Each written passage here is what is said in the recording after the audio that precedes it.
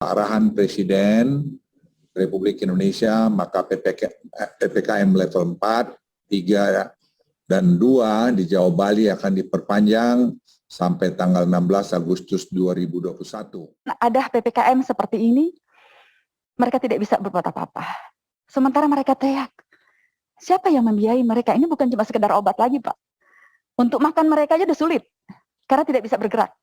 Bagaimana kita melihat ini? Nah, ini pertanyaan banyak sekali yang minta bantuan. Pak, kalau dulu saya di telepon tuh cuma minta bantu untuk biaya sekolah atau biaya rumah sakit. Sekarang sudah bertambah untuk biaya makan. Untuk beli beras, Pak. Ini saya harus sampaikan. Ini keadaan yang nyata ada di sekeliling kita. Seperti apa? Nah, itu saya kaget, Pak. Betul-betul kaget sekali. Ada apa ini? Jadi yang saya minta ini, bukalah di publik apa yang terjadi. Supaya tidak liar. Tidak liar yang orang menanggapi ABCD. Sampaikan.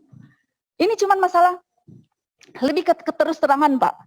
Baru kita bisa mendapatkan solusi yang baik. Kalau kita sembunyi-sembunyi, ada yang disembunyikan, kita tidak akan dapatkan solusi yang baik untuk persoalan bangsa kita hari ini.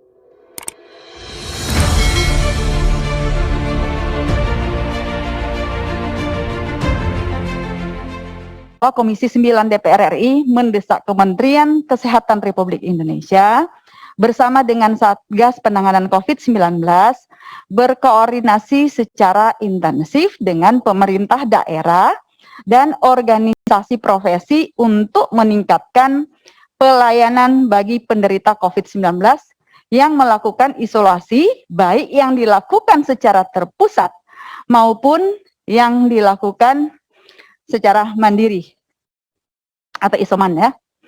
Kemudian memperbanyak fasilitas, ini keputusan kita, kesimpulan kita, memperbanyak fasilitas isolasi terpusat termasuk isolasi khusus tenaga kesehatan. B. Pendataan dan pemantauan kesehatan para isoman secara reguler. Dan C. Formulasi kebijakan telemedicine sebagai bagian dari penanganan COVID-19 termasuk maksudnya akses pengobatan bagi isoman dan sosialisasi secara masif panduan isoman yang benar dan aman kepada masyarakat. Tadi kan disampaikan dari beberapa teman, memang Pak Menteri sampaikan terkesan memang mudah, tapi melaksanakannya ini Pak Menteri, kami juga paham ini tidak mudah. Tapi tetap harus ada koordinasi bersama antar kementerian lembaga agar ini bisa dilaksanakan. Begitu banyak apa yang disampaikan Bu Neti. Apa yang disampaikan oleh teman-teman, ini WA ini masuk terus, Pak. Kita sayang ya, karena setiap kali kita dapat WA ini, laporannya untuk kasus meninggal para isoman yang terjadi di Gunung Kidul, Yogyakarta. Dan ada satu lagi, Pak, di rumah jabatan anggota. Di situ ternyata itu udah klaster baru, Pak. Jadi kemarin saya menengok anak-anak TA kita yang tinggal di rumah itu, mereka cerita. Jadi ada satu cuma di belakang rumah. Kok itu orang di dalam itu nggak keluar-keluar gitu. Yang biasanya suka campur ya. Tiba-tiba nggak keluar. Nah, mereka cuma lihat ada seorang bapak yang biasa ambil handuk di luar ya.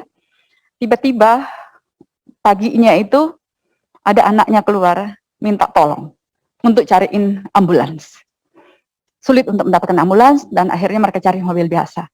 Ketika bawa di rumah sakit, Pak, itu bapak itu masih menyampaikan terima kasih bagi yang membantu. Sampai rumah sakit mungkin sekitar jam 11, jam 5-nya meninggal. Mereka di isoman, Pak. Ini nggak jauh-jauh, kita ngomong aja nih yang masih seputaran di area kita. Seperti itu. Dan bukan cuma itu, Pak, banyak keluarga dan anggota dan keluarganya isoman di rumah jabatan itu sendiri. Karena mereka sudah nggak bisa mau ke rumah sakit, penuh dan lain sebagainya. Hari-hari mereka cuma minta tolong TA yang ada di Komisi 9 untuk mencari kamar yang kosong. Nah ini Pak, kalau kita lihat ada yang dibuat ya, untuk urusan 300 paket ya, untuk paket obat ya ini 300.000 ya, yang diperuntukkan untuk 10% ke OTG. Kemudian 60% pasien dengan gejala demam. 30% dengan demam dan batuk. Pak, Kalau saya mau bilang ini yang untuk OTG ini seperti apa data yang masuk? Sementara yang saya lihat ini yang sudah demam, batuk itu ada di rumah. Nah, mereka ini yang kayak tadi yang saya sampaikan, baru kira-kira 2 hari lalu Pak ini kejadian. Dibawa ke rumah sakit sudah terlambat. Nah, tadi apa yang disampaikan teman-teman, coba dibikin dipermudah informasi ini, apa yang harus mereka lakukan, kemudian bagaimana mereka untuk mendapatkan obat. Sekarang Pak ada lagi klaster yang masyarakat yang tidak mampu. Disuruh mandiri semuanya, disuruh isolasi, kemudian ada PPKM seperti ini, mereka tidak bisa berbuat apa-apa. Sementara mereka teriak, siapa yang membiayai mereka? Ini bukan cuma sekedar obat lagi Pak. Untuk makan mereka aja udah sulit, karena tidak bisa bergerak. Bagaimana kita melihat ini? Nah ini pertanyaan banyak sekali yang minta bantuan. Pak, kalau dulu saya di telepon tuh cuma minta bantu untuk biaya sekolah atau biaya rumah sakit. Sekarang sudah bertambah untuk biaya makan. Untuk beli beras, Pak. Ini saya harus sampaikan. Ini keadaan yang nyata ada di sekeliling kita. Seperti apa? Tadi yang kita sudah sampaikan, apa yang kita minta di tanggal 5 Juli, seperti apa? Tidak, jangan sampai kita rapat, kemudian hasil entah kapan baru bisa gitu. Itu yang pertama masalah isolasi mandiri. Yang kedua, untuk vaksin Pak. Vaksin yang tadi targetnya di 181,5 juta. Dari 271 juta ya jiwa. Kemudian tadi Bapak sampaikan sudah naik di 200 berapa tuh? 270 208,26. 208,26. Kemarin saya bilang saya kaget, saya menerima telepon dari wartawan menanyakan, yang saya bengong. Saya sendiri lah, kok jadi begini? Saya cuma bilang bahwa di Komisi 9 cuma ada 2 pembahasannya memang. Itu pembahasan yang tentang vaksin program, kemudian panjang kita bahas, akhirnya bahas vaksin mandiri ini. Vaksin gotong royong ya, vaksin gotong royong. Yang akhirnya detail, banyak sekali pertanyaan detail seperti apa ini pelaksanaan vaksin gotong royong. Akhirnya kami mendapatkan jawaban, yaitu 1 pintu melalui Kamar Dagang dan Industri, semua mendaftar di sana. Kemudian nanti dari sana baru vaksin ini diberikan ya kepada mereka-mereka yang punya karyawan dan keluarganya yang dibiayain, tapi karyawan ini atau keluarga karyawan tidak menerima pembayaran sama sekali. Ini pertanyaannya, apa sebetulnya yang terjadi Pak? Sampai sekarang bisa berubah.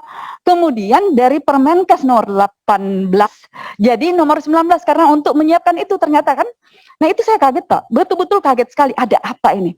Jadi yang saya minta ini, bukalah di publik apa yang terjadi. Supaya tidak liar. Tidak liar yang orang menanggapi ABCD. Sampaikan. Ini cuma masalah lebih ke keterus terangan Pak, baru kita bisa mendapatkan solusi yang baik. Kalau kita sembunyi-sembunyi, ada yang disembunyikan, kita tidak akan dapatkan solusi yang baik untuk persoalan bangsa kita hari ini. Sampaikan apa yang terjadi.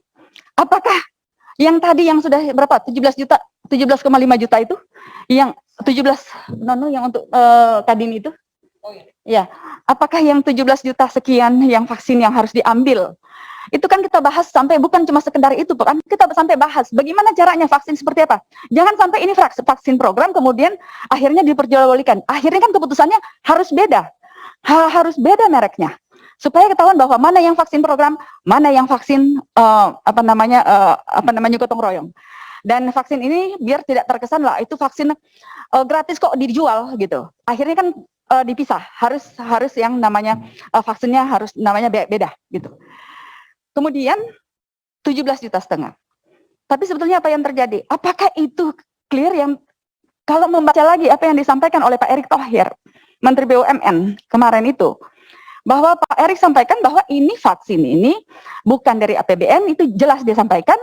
Kemudian dia bilang bahwa pendanaan vaksin ini dari mana dia bilang menggunakan keuangan korporasi maupun pinjaman korporasi yang dilakukan oleh holding farmasi BUMN.